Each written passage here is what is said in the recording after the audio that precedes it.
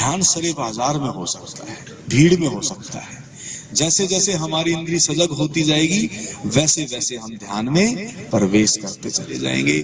इसलिए यहाँ आप बैठे हैं, जब ध्यान में आप जाएंगे, प्रवेश करेंगे, तो ना चिंता करें कि कहां से कौन सी आवाज आ रही है, कहाँ हवा कितनी तेज चल रही है, कि लोग बोल रहे हैं, कि ताली बज रही है, कि कहीं से पक्षी की आवाज आ रही है। यही ध्यान है, इसको ही ध्यान बन जाने दें।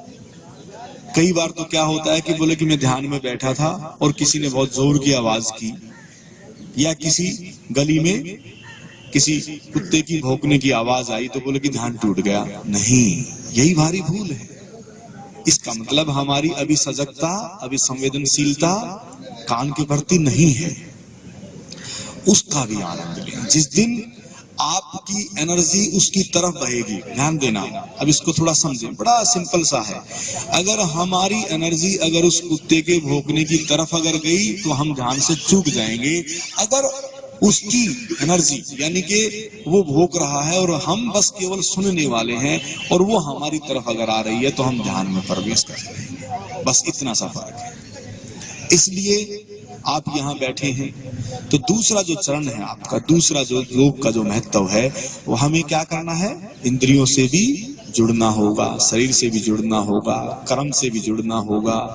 फिर कहते हैं तीसरी अवस्था, तीसरी स्थिति योग की, इंद्रियों के और शरीर के बीच एक और सबसे महत्वपूर्ण हिस्सा है जिसको हम श्वास कहते हैं। इसलिए इंद्रियों के प्रति हम जुड़ते हैं तो उसको तंत्र योग कह दिया,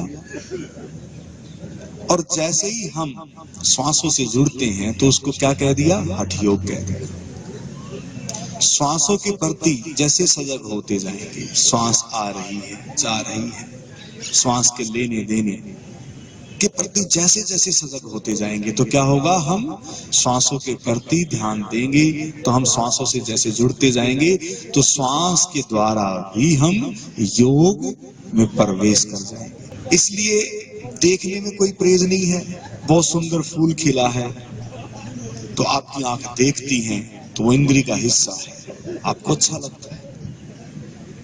तो इसलिए आपका जो भी श्वास से जो संबंध है, बस उसके प्रति जैसे जैसे जुड़ते जाएंगे वैसे वैसे आपके श्वास की गति भी सम होती जाएगी। और सम जब श्वास की गति होगी तो समझो कि हमारे काफी जो भी दिखते हैं शरीर की हैं, या कहते हैं कि मन इंद्रियों से बहुत गहरा संबंध रखता है, वो भी बैलेंस होती चली जाएगी। इसलिए श्वास का महत्व है इन दोनों को बैलेंस करने में।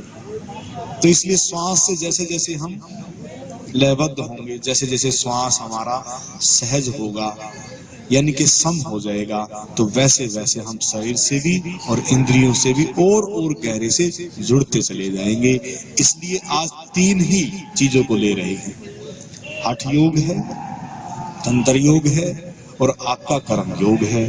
और पहला शरीर अन्नमय शरीर है, दूसरा जो है आपका शरीर प्राण में है, और फिर तीसरा मनो में है। इसलिए शरीर का अपना महत्व है और इंद्रियों का अपना महत्व है, और जो आप श्वास ले रहे हैं इसका अपना महत्व है।